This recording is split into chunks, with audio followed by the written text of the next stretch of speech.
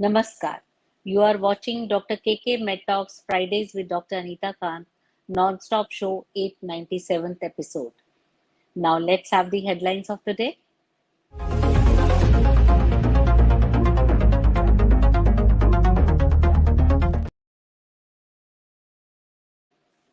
Recent statistics reveal that women comprising 78% of the health workforce in the WHO European region. A study published in JAMA Network Open shows that women in mid-career phase are leaving academic medicine at higher rates due to lack of career growth opportunities and gender disparity. According to WHO, women in the healthcare sector hold only 25% of senior roles and earn 24% less than men, facing a larger pay gap than in other sectors. India has made significant progress in promoting gender equality and has a value of 0.490 on the Gender Inequality Index, the Economic Survey of 2022-23 stated, highlighting the performance of the government's policies. According to state's annual economic review 2023, more than 80% of students in medical science related courses run by Kerala University of Health Sciences are girls. So let's go to the topic of today.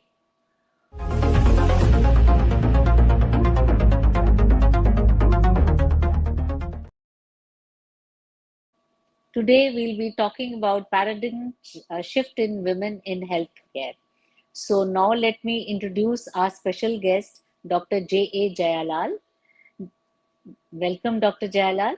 He is a distinguished Thank you, madam. and accomplished medical professional with an extensive and illustrious career spanning multiple continents, holding an impressive array of degrees and accolades, including an MS, DLS, MBA, PhD in surgery, and FRCS. Dr. Jayalal has not only excelled in academia but has also made significant contributions to the field of medicine. Serving as a professor and head of surgery at Kanyakumari Medical College, his expertise and leadership shine through. Additionally, he has held prestigious roles and such as Secretary General of Commonwealth Medical Association and National President of the Indian Medical Association, showcasing his global impact on healthcare. With a legacy encompassing prolific publications, awards, and active involvement in medical organization, Dr. J.A. Jayalal stands as an inspirational figure in the realms of medicine and beyond.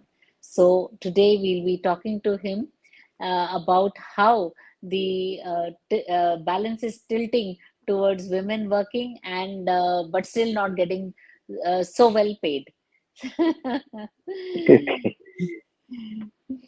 So, Dr. Nice. Saab, let me. It's a nice topic, very interesting. I mean, first time I'm doing this kind of Yes. topic.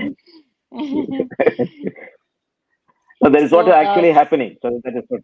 it's not happening. I also feel so. I'm one of them, Mhm. who feels that this is not true. But the statistics are saying otherwise. So, Sure. how has the role of women in healthcare evolved over the years? Please give us an inside view. Yeah. Healthcare per se, it is a field where it is not only we believe it is a physical cure, but a social, mental, the spiritual well-being. But naturally, it is a God-given talent or God-given opportunity for a woman to be a mother, a nurse, a doctor at home. It is an inherent behavior of that. So what earlier period, because of the gender bias, inequality which was there, economical stability was not there for the woman. Women were always forced to be back in the back door. But today, as you are rightly said, the statistics shows everywhere, not only in India, throughout the world, the number of women or lady students coming into the medical profession is increasing enormously for 60 to 70 percentage. To the extent in Kerala, it is up to the 80%. That means Yes. it is we have to. Days are not far when we are going to talk about the empowerment of the men. So that level it is going there. As you are rightly said, yes, true. When the entry is coming in, but the actual level of the executive cadre for the woman in the healthcare is comparatively less. It is still 33, 34 percentage, but I'm sure it is slowly increasing. There are a lot of statistics which says that was one of the very beautiful statistics. The mortality of a patient in the hand of a woman doctor or the male doctor, it is significantly different. The male doctor, the mortality is raised about 12.5%. The woman, it is only 11%. There is something you have extra in your armamentarium. That is the study also says that it is the woman spend more time, quality time with the patient. They do more psychological counseling with the patient. They have more empathy with the patient. And one of the very beautiful studies says they stick on to the protocol. They stick on to the norms of the protocol. They do not bypass that. So all that put together, the woman, and if you see the family practice, if you have a woman doctor as a family care physician, the number of people coming to them, the people who are getting treated by a family physician, a lady doctor, their chances of landing in the emergency department is drastically less than when they are getting treated by the male doctor. That means when it comes to the male doctor, probably they are looking into that particular issue they have, but you have the tendency, the comprehensive role which you are playing. So these all are the plus point which we have. But actually, in the sense when we are talking about, still some of the countries, with the developing countries, though the number of people entering into the medical profession is relatively high, in practice, after the marriage, after the home situation, after the burden of having a work-life balance, the number of burned out or the quitting the profession is also equally high. So if there is 100 male doctors is coming, and we are getting at least 90% of them are continuing the profession, but it is only 75 to 80% continuing for various other problems. So this is a current scenario with this, because the challenges are also increasing. We always call them as a superwoman, or the like, you have a big role to play in the house, in the hospital, in the society, and how that work-life balance is being encouraged when somebody is mastering. So that is what is going to be a victory. So what I consider as the greatest paradigm shift, when we know the history of Muthulakshmi Reddy of India, how difficult it was for to enter into the medical profession, what are the challenges he faced. So there is a drastic shift in the paradigm of the number of women choosing the health as a career, as a profession. So that is a welcome move. So next paradigm shift is, initially the women were only under the lower cadre of healthcare delivery. If you see the allied health professionals, a nurse or a paramedic, 90% it was a women. But when it comes to the advanced healthcare delivery, the number of women or administrative role, it was less. But that is also now paradigm shift is happening. I am working in a medical college in the department of surgery. We have 5 professors. I am the only male professor. And we have a prestigious medical college, Madras Medical College, and Yes. Department of Surgery. There are 8 professors, 6 are women. So now the statistic that in administrative cadre, the women are coming into that is also increasing. So that is another paradigm shift. The role of women as a basic healthcare provider is now changing, not only as the basic, but they are now able to give an administrative cadre, an executive cadre, and overall the better care we are giving. And it was also considered one of the time, orthopedics, surgery, or these are not the field suitable for a female doctor. They always choose gynecology, pediatrics, cosmetology. But now, if you see the number of students coming into that, the PGs coming into that, there is no particular field is brought the woman entering into that. That is also a big advantage, a paradigm shift on the positive side, which is happening in that care delivery. And we wholeheartedly see that it is for the good, because all the statistics shows, and once the woman is there as the hem of the affairs of the leadership, they are able to do a good role. But the only issue You're which comes mm, with how they are going to face the work-life balance. yes. And That's when really they are correct. going to adopt the more and more role in the administrative scale, time in the advanced, and including a transplant surgeon, he may be expected to work for 12 hours, 28 hours. Some of the difficult cases you are going to face will be long hours. How it is going to be a problem or challenges? I think, Madam, you will be able to say a few more inputs on that work-life balance as challenges as a female in the healthcare delivery system. Actually, to tell you the truth, now that, like you said, in the nursing profession, more and more males are also joining. So maybe equilibrium will be maintained. On the other hand, yes, definitely a lot of input is required from the woman to maintain a work-life balance. On the other hand, the partner, the husband or the spouse is has to be really accepting of his wife's entry into the medical field and giving more time to her profession, giving her a, comfortable time at home, so that she does not feel stressed out because of whatever she has left incomplete or has been doing during the day. So that is really important to help women do better and strive further in their field. I In any field, but medical field, actually you Yes. carry home the patient's worries also. That's there. So Second area where we need to concentrate is the ergonomics of the healthcare. Now, a yes. woman doing a surgery for a long time, a Hmm. laparoscopy surgery, Hmm. woman doctor, and a male Yes, doctor yes. doing surgery, there was a study carried out.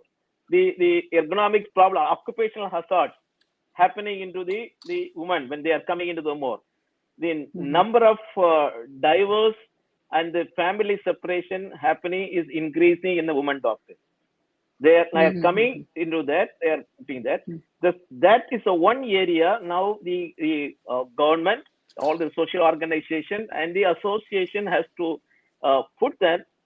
They are taking that field. They are coming up very good, but we need to back them, support them. As you have rightly said, the family. How when you are Yes, getting it is your mother-in-law, how the children, how who is there to take care. So that concept has to be looked at, because the evidence of if there is a bullying, sexual harassment, yes, abuse happening to both male and female. yes, But when it happening to the male, these consequences of them is less. When it is happening to the female, the consequences are more. Their life is ruining separation. So one area where we need to concentrate is on the support the women doctors who are in that field. And but unfortunately, the healthcare, the government or the system where they funding or the study focused on the women doctors healthcare, professional healthcare is not happening adequately. Because I am on the firm view, unless the healthcare professionals are healthy, the health of the people cannot be healthy. So as exactly. more and more the number of people are going to come as a woman doctor, it is mandatory that we need to spend more on a focused study on work. If a study was now in a Western study has come, low backache when a surgeon is Yes, operating for a long time in an unfortunate is very high among the women doctors. So we need to have the technology has to put in some more efforts. It is a person-centered approach has to become in the healthcare delivery. That is the one area which we need to support. And you have also mentioned the parity of income which they are generating.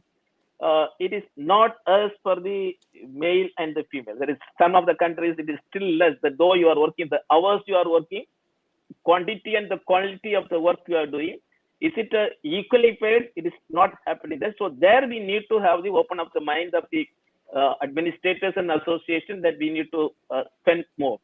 The third issue which we normally talk and equally face is that one more paradigm shift needs to develop in the women doctors is they are more possessive in nature. They always take small things as a old thing. So the internal conflicts, the workplace, the adjustments are relatively less. So there's areas where definitely that we need to concentrate on the women healthcare delivery system. right. So, are there any specific medical specialties where women are still underrepresented? As such, no, we will say, but comparatively, orthopedic surgery, the number of Yes. women in the orthopedic field is the one field I feel less. Initially, there was a less in the sports medicine, but now a lot of ladies are also coming into the sports medicine. But interestingly, in the field of obstetrics and gynecology, the number of women coming is decreasing. Now, Yes. if you see that the reverse is happening, as you said, the males are coming more. Then the obstetric gynecology is not the chosen specialty of the most of the women. The now chosen specialty has become dermatology, cosmetics, and other field has been going into that field. So this these are small internal happening, but by and large, there is no area, sir, forbidden for the woman. But I feel personally for pediatrics and the surgeries, they are doing extremely well. A lot of good things are happening with them. That is the great paradox, because uh, when a woman doctor is empowered, when a woman is coming to higher position, it not only benefits individual, it benefits the family and thereby the society itself. In a particular house, particular family, if the woman doctor is coming as a top level person, it is a big paradigm shift in the whole atmosphere, whole paraphernalia in the house, whole things are changing. So this is indirectly helping the economics of our country. The social responsibility of our country and the social income of our country is also increasing. So we welcome this more and more women to be there, take the highest role, but to focusedly person-centered, their personal health, their work-life balance has to be also given much more priorities in their life. I'd like to add here, you were saying more and more women are not opting for obstetrics. Reason being that they get attached to each and every patient of theirs. A single failure is taken as a personal failure in obstetric field. And also it is very time consuming and the returns financial are not that much. So maybe now we are finding more people going into gynecologist, into gynae practice, into IVF, into other branches rather than taking up obstetrics. That may be one reason. So how can we encourage more young women to pursue careers in healthcare? Yeah, this so because what they see as an example, so the number of people in the top profession, when their family is breaking up, when there is a life is or when marital disharmony is taking place, so that is going to tell very badly about the youngsters to take up the life, because the today's youngsters or the young generation is more interested. They are not very hardworking like old kind of people. 24 hours they can do anything, but they are more systematic people. They want to work for 8 hours or 10 hours and they relax and put that time. So that the seniors in this profession has to show a way. No, these are only aberrations. These are not the rules which is happening in the medical profession.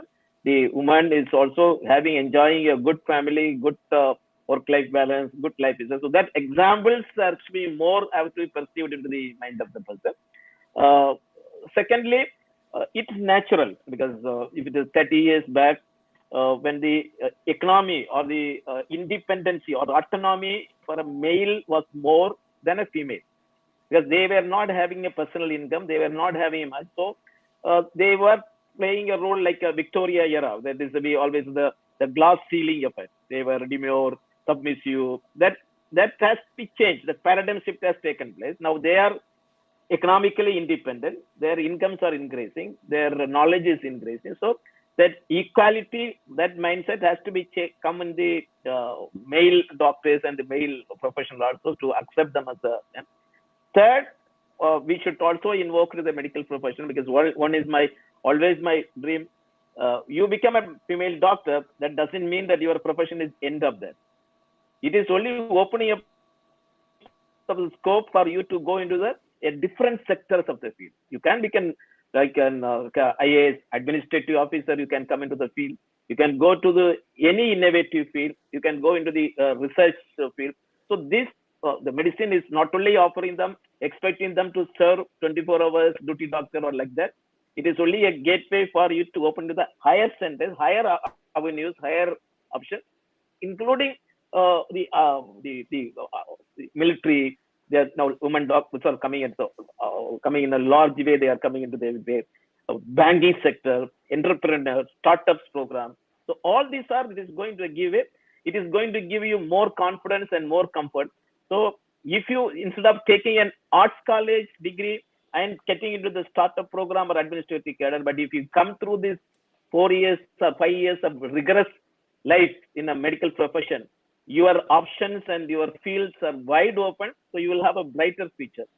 So I personally believe, and association we believe, the women doctors are going to be the future of our country healthcare delivery, and at all means, and we should take up person-centered, focused, oriented, women-oriented healthcare programs to encourage and empower women to come to the maximum level to the healthcare profession. Right. No, actually, like one strategy I will suggest that, like in foreign countries, they have fixed working hours. You may be at the topmost level, you may be at a junior level. So maybe 48 hours in a week or something like that. So if we start this practice in India, if we have more doctors, that will encourage more women to join the field because they will have time for themselves and also their family and other social commitments. So, can such strategies and more be implemented to support this work-life balance in a woman's life in healthcare? Absolutely, absolutely. You have rightly said that because many of the Western doctors, they choose their timing, they choose the duration they work. I have seen many Yes, lady doctors in Western countries, they work 3 days a week or they work on alternative days. And that option in the government sector is not there. Even a corporate hospital is not provided in India. not there. Still, they expect or you to be in par with any working night duty, everything it is being provided. So that is the one area definitely will be here. At least one step forward now what has happened is a maternity leave which is being provided for 12 months. Yes, So that is a welcome move. The government is slowly getting into that. But us and more administrators come in. Definitely, I think this will also come into the. They must be at the liberty to choose their timing and choose their time to work. More so, the safety of them has to be also yes, ensured. What we saw in Rajasthan, where the doctor was committing suicide to the level because of the assaults and verbal assault, the abuses happening on the lady doctors, the government and the association should come forward to ensure the woman should feel at home or feel safety to work in a very, very difficult situation or because they are facing a very, very dreaded casualty when they are working. So that safety should be also ensured. Their autonomy should be ensured. Their freedom to choose that like should be ensured. So that all will be the positive ways will encourage. Now we have succeeded in entering more people into the profession, sustaining them in the field and maintaining them in the field is now the responsibility of all of us who are involved in the association and the government to ensure they are continuing, sustaining in that profession for a long time with happiness and yes, what is that? A comprehensive well-being attitude that should have. right. So, do you think COVID-19 pandemic highlighted the role of women in healthcare? Absolutely, because not only in the front line, it is one of the most important thing which we ensured was the good food which was being given, the environmental safety which is with them, isolation with that tailored or the person-centered care to be given. All this the women doctors has declared. If you look into the statistics, the delivery or number of cesarean sections were not decreased in the COVID time also. Yes, But it is but for the women doctors with their courage, with their strength and their stamina to face that dreadful disease. Even surgeons, many times male surgeons, the surgeries were postponed. Surgeries were routine surgeries were not taken place. But none of the women doctor has, debarred, or said that I will not do cesarean to save that. So this is one area where definitely pandemic has helped. Another area what the pandemic helps is the telemedicine and telehealth, which is also come in the way because yes. the women felt that they are now more confidently involved in that field. So that was also a help. So I will definitely say pandemic has been a booster or a boon for the healthcare profession to have the paradigm shift towards the women empowerment. So, what are the challenges women face in achieving leadership positions in healthcare institutions?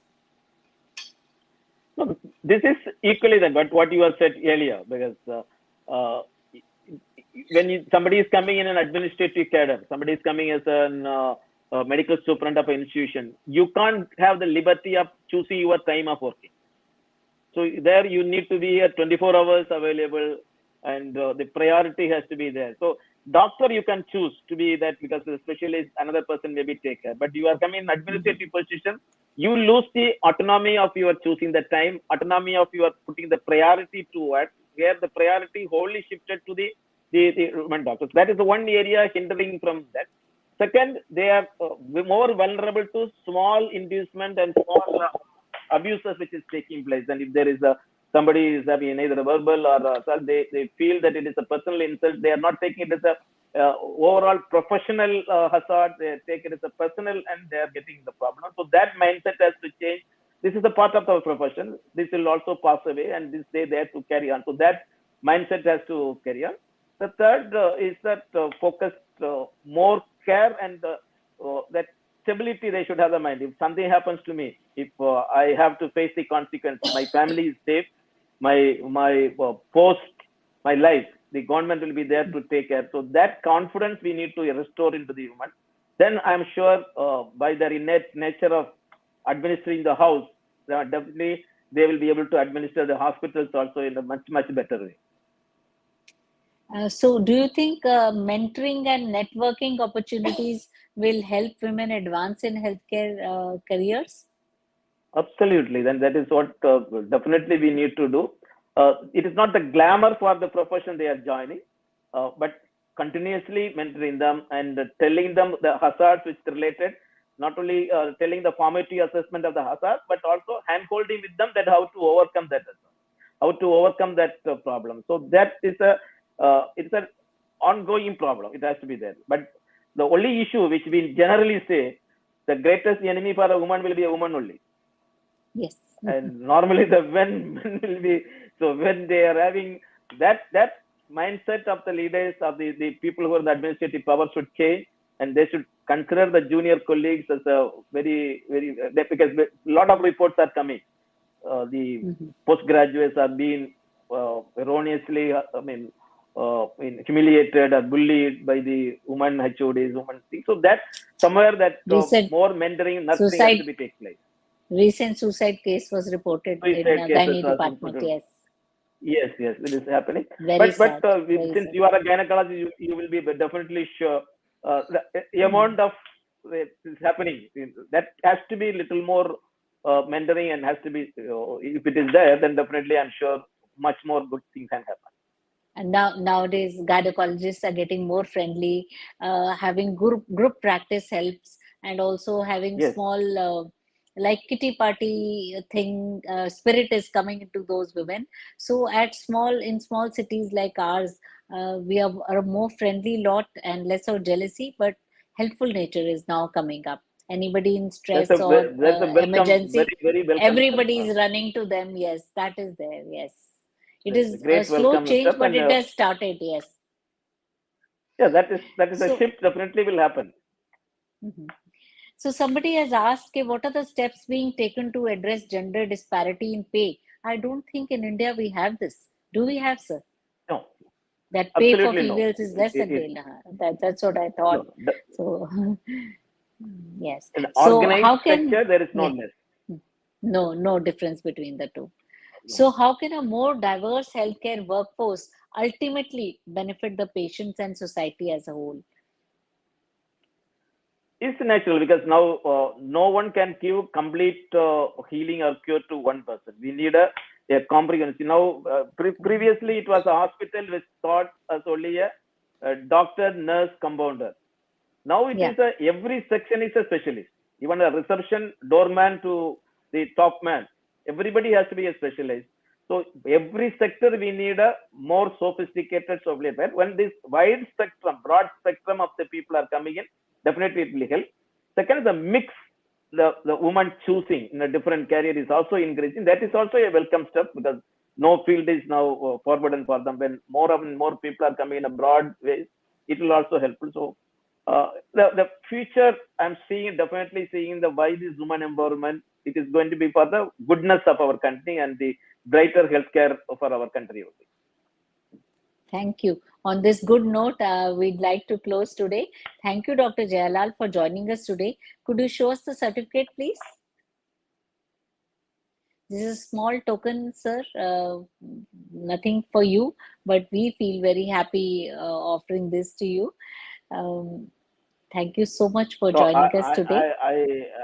I am thankful to you, but especially because one of my mentor and my great leader, Dr. K. Agarwal, has program Yes. and to be there. And remembering him is always a pleasure for us. And every Yes. IMA man, any one IMA man, it is always a pleasure to me. Whenever we see the I name was of him, we are remembering. always pleased. I Yes. was So remembering thank you your very much for this association with him opportunity. in IMA. Yes, I remember you were together with him in IMA. Yes, I, yes, I'm. yes. We were classmates, me and Dr. K.K. Agarwal. Okay, it's great, nice to know that. Good friends. Yes. Yes. And that will be all for today. Dr. KK Med Talks will return tomorrow at 7 p.m. with another edition of the show. Keep watching Dr. KK Med Talks. Thank you. Namaskar. Thank you. Thank you.